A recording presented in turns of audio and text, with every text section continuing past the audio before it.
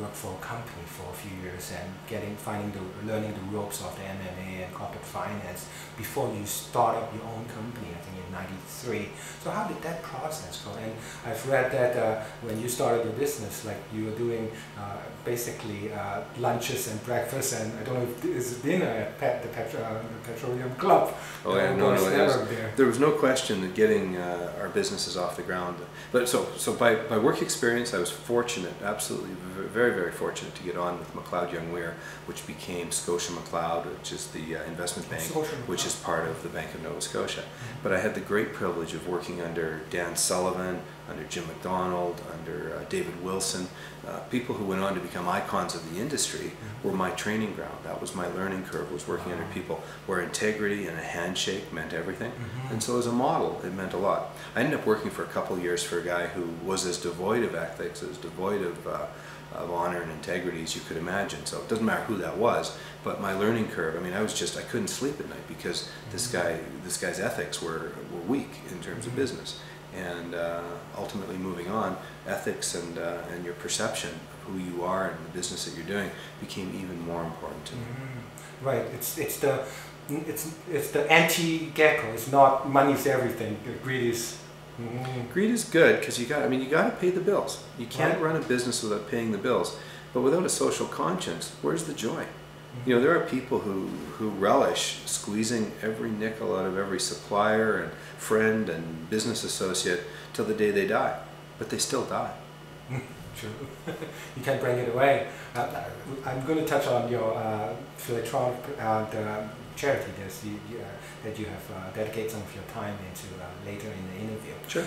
So in the early establishment of the business, it's really the pounding the pavement and actually meeting the clients like so many times a week, and that's how you build up your clients and your company. Oh, absolutely. I mean, the first company that I started was called Wilson Mackey. Jamie Mackey and I were partners, and that purpose of that business was to broker oil and gas properties and to do small corporate M&A.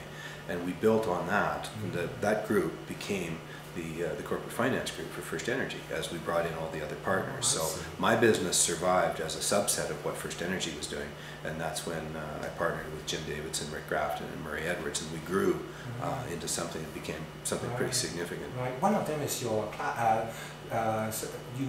Saskatchewan's buddy, your classmate.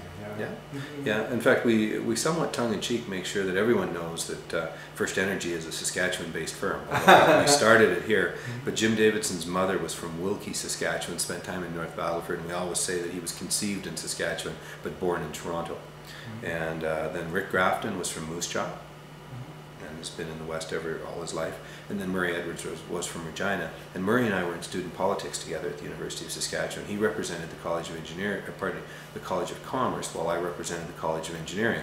And after the first couple of weeks, as we were all taking shots at the executive of the Student Society, we ultimately gravitated to sitting side by side, where we spent a year getting to know each other. Every every Tuesday night we met as student politicians and just became friends. And it was 10 years, 15 years later that we decided to partner with the other guys and start FirstEnergy. Right. So in the case of Murray, that's like so many years of friendship and business partnership, and that's really a great treasure for I guess for students who maybe one day want to start their own business. Well, yeah, get to know your classmates. Well, in fact, I think a lot of people underestimate the importance and value of partnerships. And in fact, when I look at my successes in life, most of them are based off of who I chose as my partners. The 3 children I have are based on my ex-wife. She is my ex-wife, but as a mother of my 3 children, you know, a great partner. Murray Edwards, great partner, honest, integrity, imagination, process, amazing. Jim Davidson, one of the best salesmen in this country I'll ever see. Rick Grafton, nobody can sell stocks like Ricky Grafton.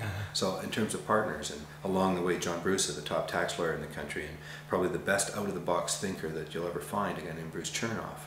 These were my partners in terms of building the businesses as I went along. So I could have almost coasted. I know I didn't, but great partners.